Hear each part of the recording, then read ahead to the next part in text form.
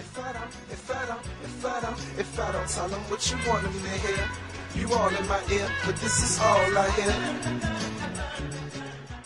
Vincent Smothers, a convicted former Detroit hitman, has once again come forward to the public to clear the name of Devontae Sanford. Devontae Sanford, a young man with a severe mental impairment, confessed to killing 4 people who were brutally murdered in Detroit when he was just 14 years old. Vincent Smothers gave an interview on January 30th, 2012 to Associated Press writer Ed White, in which he confessed to being guilty of the 4 murders for which Devontae was convicted. This is not the first time Smothers has confessed, but it is the first time that he has been willing to take the stand and testify that there is no link between him and Devontae, whom he has never known, and that Devontae had nothing to do with the murders. I spoke by phone today to Miss Taminko Sanford, Devontae's mother, who has remained steadfast in fighting for her son's freedom. ABC News has done a big story on this by an AP reporter by the name of Ed White. And in this article, it says that a Wayne County judge is soon expected to decide whether to throw out Devontae's guilty plea to the 4 killings back in 2007. Do you know when or if there has been a court date set? No court date has not been set yet. Okay. You got this guy again. Well, he's actually, this time Vincent Smothers is actually offering to testify in court. That's something he hasn't done before, has it? No. What do you think possibly changed his mind? Prayers. Prayers? Prayers. You know, I feel that maybe he had a change of heart. You know, and maybe when you set up that campaign for your people to write Vincent, that could have been a possibility that played a role with Vincent Smothers and prayers. But, you know, it's still, to me, several times they used to tell us Vincent was going to testify, Vincent was going to testify. So that's the good news about Vincent testifying. The thing that fears me is now what are they going to do to stop Vincent to testify? Now, when you say what are they going to do to stop Vincent from testifying, I guess we should point out that Devontae's attorney, Ms. McGinnis, has done a lot to discover major holes, as the article says, starting with her uncovering Smothers' confession and the fact that a gun used in the murders was found at the home of an accomplice of Smothers who, like Smothers, hasn't been charged. So you think there's something going on behind the scenes, and because it just seems quite odd that a person would confess to a national reporter that they committed the crimes and that, you know, your son Devontae had nothing to do with it, but yet, you know, it just seems like they don't want to charge him with the crime. Exactly. And it's been like that basically since day one. Like I said, this is just my opinion.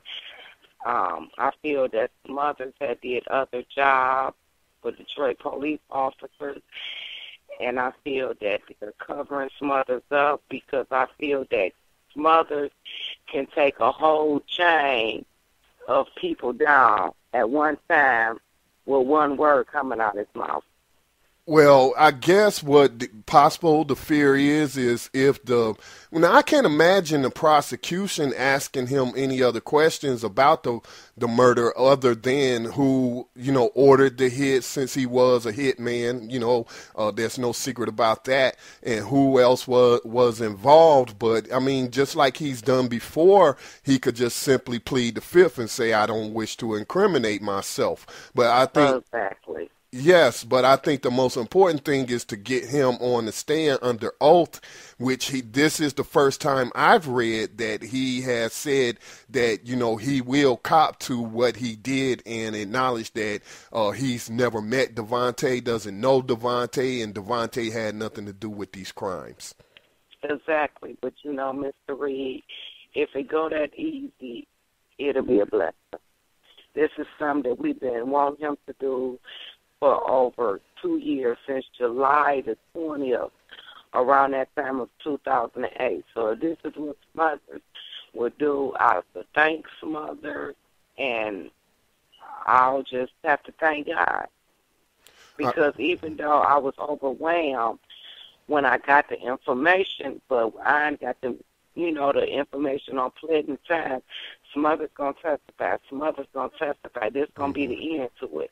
And when we get to that point, we right back at zero. Right. I do know that, and you, of course, know more than me, but my knowledge of the history of the case is that before, when he was being brought in to testify, he was refusing, you know, to incriminate himself. While he may have come into the court, he wasn't going to say anything, you know, that would get him further time. But although he gave his attorney permission, although, you know, legally the attorney can't do that because that can be hearsay. But is this the first time that you have heard him actually, or heard that he actually will testify instead of pleading the fifth?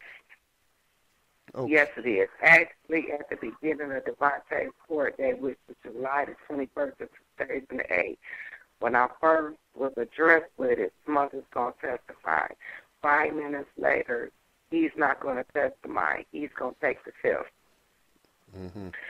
So basically, with the details that is out in the details, this is the first time, you know, that Smothers have ever testified. And Monday night, the victim, a guy named by the name of Michael Dixon, his girlfriend reached out to me on Facebook, and she asked me, can I accept her apology?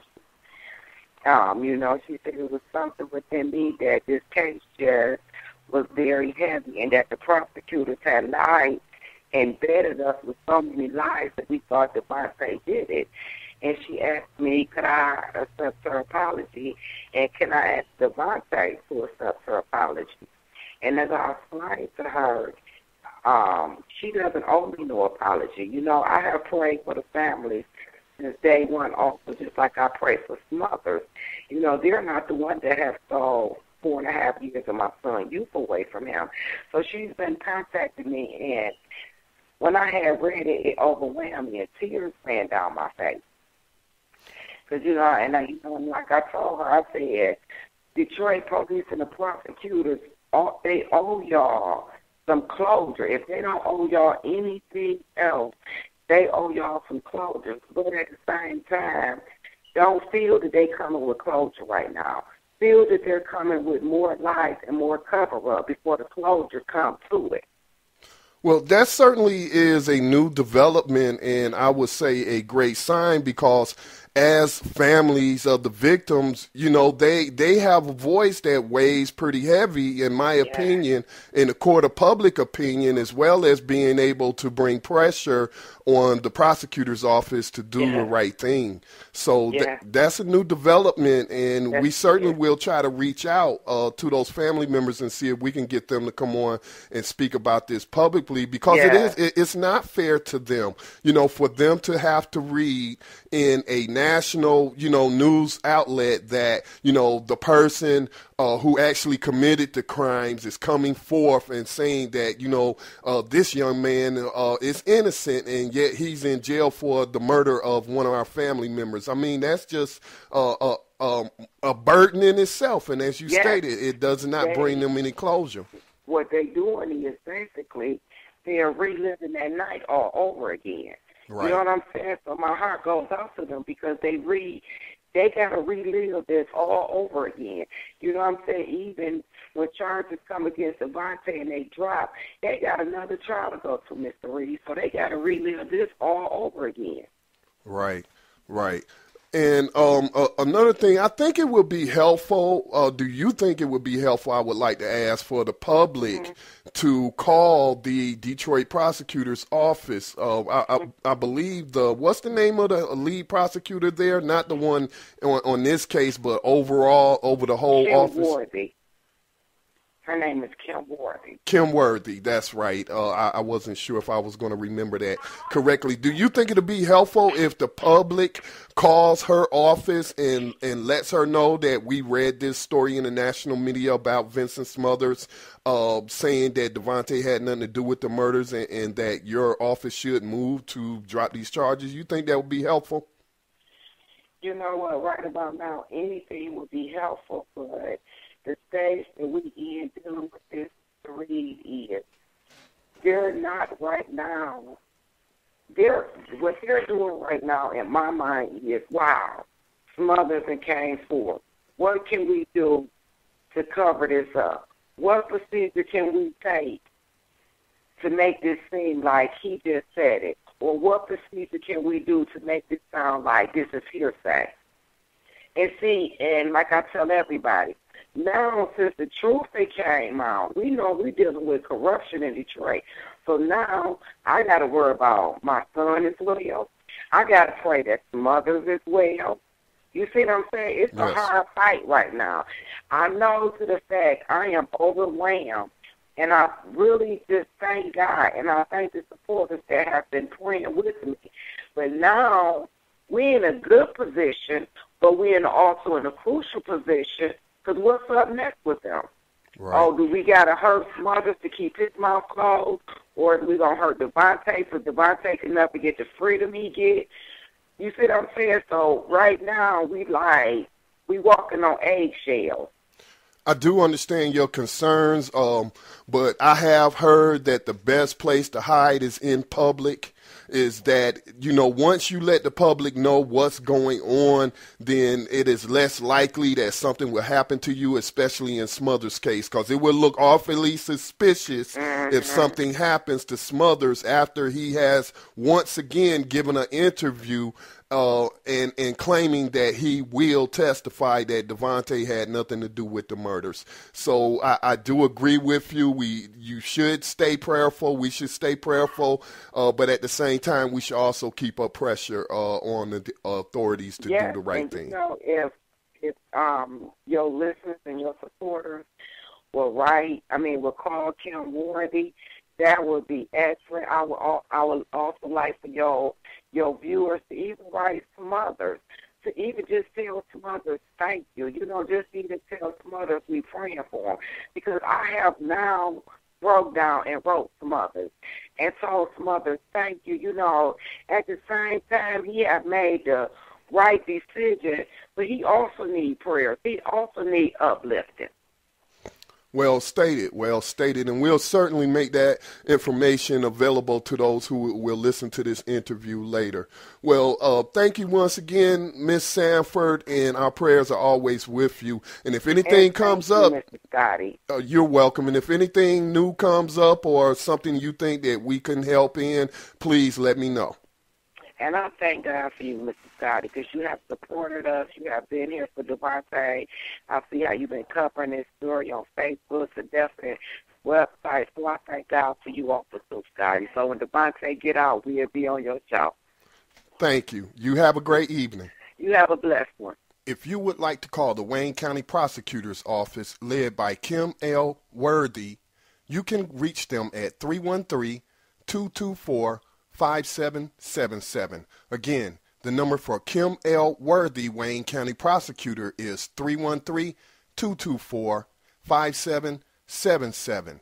If you would like to write Vincent Smothers, you can write him at Vincent Smothers, number 295527. Again, that prisoner number is 295527, Iona Correctional Facility. That is spelled I-O-N-I-A, Iona Correctional Facility, located at 1576 West Blue Water Highway, Iona, Michigan, 48846. Again, you can write Vincent Smothers at Vincent Smothers, number 295527, Iona Correctional Facility, 1576 West Blue Water Highway, Iona, Michigan, 48846. This is Scotty Reed for Black Talk Radio News. Visit us on the web at blacktalkradionetwork.com.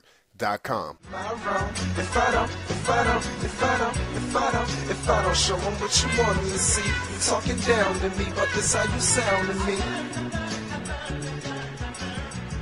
In the land of Yukons and Escalades, gonna take a lot more than coupons to get